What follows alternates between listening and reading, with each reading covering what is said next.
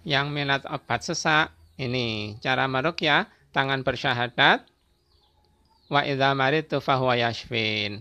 La ilaha illa anta subhanaka inni kuntu minadh dhalimin. Rabbi anni masani ad-dhurru wa anta arhamur rahimin. Salah satu kehati-hatian yang perlu kita terapkan.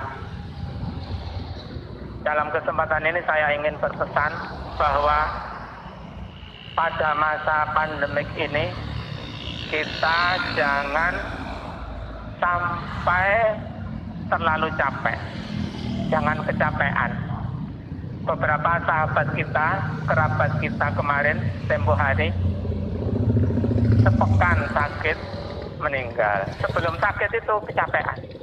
Sebelum sakit itu berbakti kepada orang tua, sambang dari Malang ke Jogja. Habis itu pulang ke Malang lagi, kecapean. Terus sakit sekian hari meninggal. Yang lain habis khutbah dari Malang ke Singosari, mampir ke Lawang, sudah dibawani, nasi kotak itu sudah dibawani oleh takmirnya, nggak dimakan, dibawa ke Lawang. Habis itu pulang ke Malang, di tengah jalan kehujanan. Sabtunya terus berapa hari ke rumah sakit meninggal. Memang itu semua takdir Allah. Detail-detail apa yang kita lakukan, apa yang menimpa kita itu memang sudah ditakdirkan Allah. Tapi kan kita nggak tahu kapan kita meninggal. Nah, kalau ternyata kita ditakdirkan 10 tahun lagi, 15 tahun lagi meninggal, kalau kita sekarang sudah kecapean, ambruk, ya semuanya nggak enak. Kita sendiri nggak enak, keluarga kita nggak enak, orang lain nggak enak, rumah sakit penuh. Kalau kita ambruk terus rumah sakit nggak bisa membantu kita gimana? Nah, pelajaran dari itu semua adalah jangan sampai keletihan, jangan sampai kecapean. Jemaah salat Jumat rahimakumullah. Di surat Al-Anbiya ayat 87 yang saya bacakan tadi diceritakan. Dan ingatlah kisah Dhunnun, yaitu Nabi Yunus. Ketika ia pergi dalam keadaan marah, lalu ia menyangka bahwa kami tidak akan menyempitkannya, menyulitkannya. Maka ia menyeru dalam keadaan yang sangat gelap, bahwa tidak ada yang berhak untuk diibadahi selain Engkau. Maha suci Engkau, sesungguhnya aku adalah termasuk orang-orang yang zalim.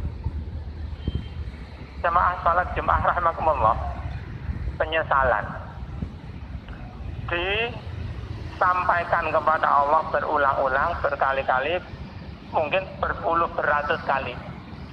Setelah kita menyesal, Nabi Yunus menyesal, diselamatkan oleh Allah.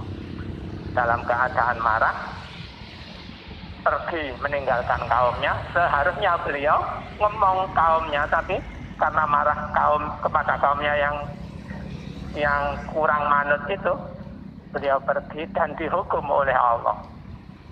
Ini insya Allah bukan karena kesalahan beliau, hanya pelajaran. Jemaah salat Jumat rahimakumullah, Nabi Adam juga begitu. Setelah khilaf, menyesal berkali-kali, berpuluh-puluh kali, akhirnya diampuni oleh Allah dan diselamatkan, ditolong oleh Allah Subhanahu wa taala. Rabbana zalamna anfusana wa illam taghfir lana wa tarhamna lanakunanna minal khasirin. Penyesalannya Nabi Adam. Kalau Nabi Yunus tadi, la ilaha illa anta subhanaka inni kuntu minadh dhalimin. Menyesal. Pelajaran yang ingin disampaikan di sini adalah dalam menghadapi kesulitan kita bertaubat kepada Allah Subhanahu wa taala. Kita istighfar. Ada seorang kenalan terapis menyediakan obat-obatan herbal, terus pengobatan berbagai macam teknik, bukan yang medis-medis itu ya, didatangi oleh suami dan istri. Istrinya kelihatan sehat. Ditanya, ada apa Bu? Ini loh Pak, kalau saya ngangkat gini tuh tangan saya hanya sampai gini, di atas lah, ke atasnya lagi nggak bisa. Oh gitu ya, iya. Terus proses berbagai macam dialog, terus ditanya, apakah ibu bersedia minta maaf kepada suami? Enggak. Suaminya ditanya, apakah bapak bersedia minta maaf kepada ibu? Mau.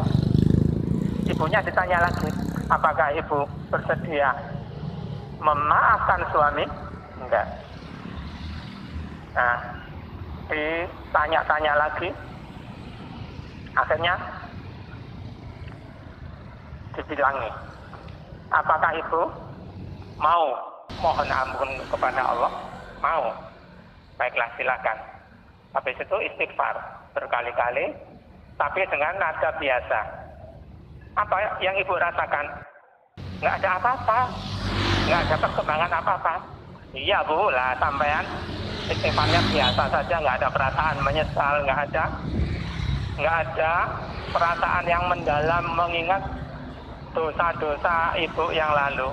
Coba diingat semua dosa-dosa ibu yang lalu, dihayati, diresapi, dan istighfar dengan sekhusyuk-khusyuknya. Istighfar lagi sampai menangis. Setelah itu dibadai lagi. Loh ibu tadi kesini mau apa? Gini loh Pak, saya itu kalau ngangkat tangan dari sini ke atasnya itu sudah nggak bisa. Lah suaminya itu tadi melihat melongo, ternyata sudah bisa ini. Sudah bisa diangkat sangat tinggi. Masa sih Bu, sampai nggak bisa ngangkat tangan begitu? Iya, saya nyoba diangkat lagi. Loh, kok bisa? Kaget. Nah itu penyesalan. Nggak harus obat. Menurut pengalaman kenalan kami yang terapis itu, kadang-kadang nggak harus obat. Untuk mendatangkan obat dari Allah itu, nggak harus pil-pil atau kapsul-kapsul yang disediakan itu. Dengan menyesal kepada Allah, dengan minta maaf kepada suami, insya Allah akan datang obat dari Allah. Dilanjutkan pelajarannya oleh saudara kami yang terapis itu, seorang istri, seorang wanita, di saat mengikat perjanjian dengan seorang suami, dia harus manut kepada suaminya. Dia nggak boleh menyelisih suaminya.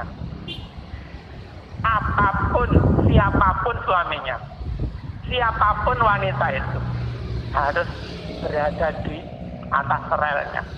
Karena kita semua selalu berdoa, ihdinas siratal mustaqim, siratal ladzina an'amta 'alaihim ghairil maghdubi 'alaihim waladdallin. Ternyata doa itu dilanggar oleh wanita itu tadi yang keluar dari relnya, keluar dari aturan-aturan Islam untuk selalu manut kepada suaminya. Kalau berbeda pendapat, yang ngalah, yang harus diutamakan adalah pendapatnya suami. Begitu juga anak berbeda pendapat dengan orang tua, ya harus ngalah. Yang harus diutamakan adalah pendapatnya orang tua. Selama perintah itu bukan untuk syirik, bukan untuk maksiat kepada Allah Subhanahu wa taala. La ta'atal makhluk bi ma'siyatil khaliq. Tidak ada ketaatan bagi makhluk kalau bermaksiat kepada Al-Khaliq, pencipta. Jamaah salat Jumat rahimakumullah. Wa idza maridtu fa huwa yashfi, di surat Asy-Syu'ara 88-an itu. Atau ada lagi di Urkut birijlik hadza mughtasalun baridun wa syarabun. Baridu wa syarab. Obat bagi Nabi Ayub itu hanya air yang segar, air yang sejuk. yang bisa untuk mandi, bisa untuk minum. Disuruh menghentakkan kakinya agar nyumber airnya dipakai mandi. Kaget, 7 tahunan sakit, sudah diisolasi, sudah dibuang oleh masyarakatnya, termasuk saudara-saudaranya yang setia hanya istrinya. Dijenguk tiap hari, dijenguk tiap hari. Suatu saat istrinya kaget, kok orang seperti suamiku, tangling, habis sakit yang parah begitu tuh, yang nggak sakit hanya lidah dan hatinya karena selalu berpikir kepada Allah, semuanya sakit, disembuhkan total oleh Allah. Habis itu emas berjatuhan, wungkul-wungkul Pak, bukan emas seperti emas kita itu yang kecil-kecil, wungkul-wungkul berjatuhan, dianugerahkan oleh Allah kepada Nabi siapa tadi? Nabi Ayub ya. Nah begitulah keajaiban dari Allah karena istighfarnya. Kalau Nabi Ibrahim, kalau aku sakit, dialah yang menyembuhkan. Kalau aku sakit, dialah yang menyembuhkan. Pasti. Fahuwa yashfin. Segera dia menyembuhkan. Kalau kita mohon kepada Allah Subhanahu wa Ta'ala. Pandemi yang menimpa kita ini mungkin teguran kepada kita, mungkin siksaan kepada kita, kita mohon kepada Allah agar itu semua dihentikan oleh Allah Subhanahu wa Ta'ala. Aqulu qawli hadza astaghfirullah li wa lakum wa lisairil muslimin wal muslimat innahu huwal ghafurur rahim.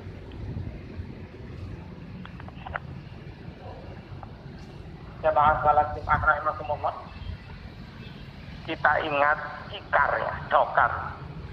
Kalau mau belok kanan ditarik yang kanan, mau belok kiri ditarik yang kiri, mau berhenti ditarik kedua-duanya, mau jalan dilepaskan kedua-duanya. Tapi suatu medan dokar atau cikar itu sapinya nggak manut, nggak sesuai order usirnya.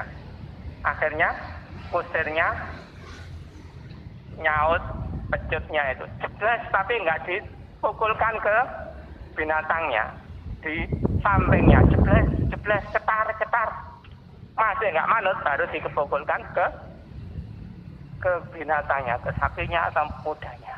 Begitu juga pandemik ini, mungkin teguran dari Allah kepada kita yang belum terkena, mungkin juga ujian bagi kita yang sudah terkena. Itu semua mengarahkan, menyarankan kita untuk tafarruq, mendekat kepada Allah Subhanahu wa Ta'ala untuk istighfar. Kalau masih nggak manut saja, nggak kembali kepada jalan yang lurus, baru dipukul, disakiti oleh Allah. Allah menyakiti kita itu karena sayangnya Dia kepada kita agar kita kembali kepada Shiratal Mustaqim. Bismillahirrahmanirrahim.